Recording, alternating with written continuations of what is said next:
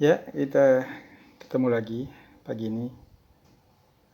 Masih seputar eh, YouTube ya, video ya.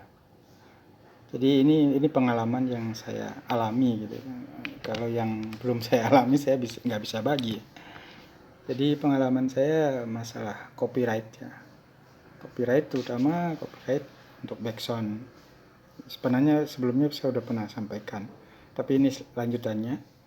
Jadi copyright itu ada beberapa ya namanya. Ada klaim copyright yang tidak strike ya.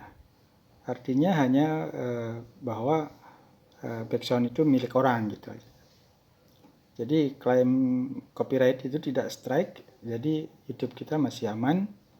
Hanya kalau yang sudah monetisasi, jadi dolarnya itu dipertimbangkan, misalnya dibagi dua atau berapa persennya untuk yang memiliki hak ciptanya.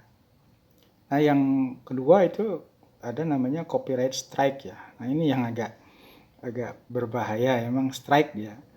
Jadi tidak ada tawar-menawar ya. Jadi langsung konten kita atau akun kita udah ada peringatan. Jadi kita dapat 3 kali peringatan ya.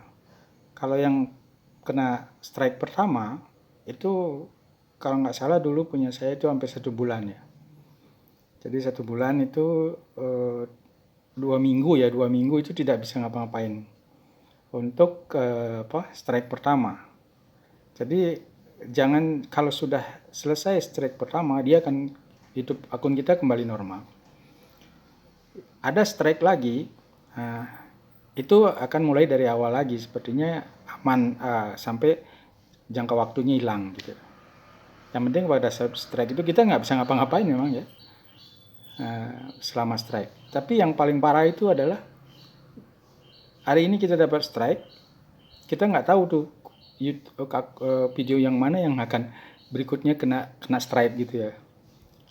Kadang-kadang ada langsung, jadi besok langsung kena lagi strike, besoknya kena lagi strike. Nah itu yang bahaya. Jadi kita dapat 3 strike sekaligus, di mana jangka waktu yang strike pertama itu belum habis, itu keburu kita kena strike lagi. Itu yang menyebabkan akun kita langsung di suspend. Nah itu aja pengalaman saya. Terima kasih, selamat berkarya.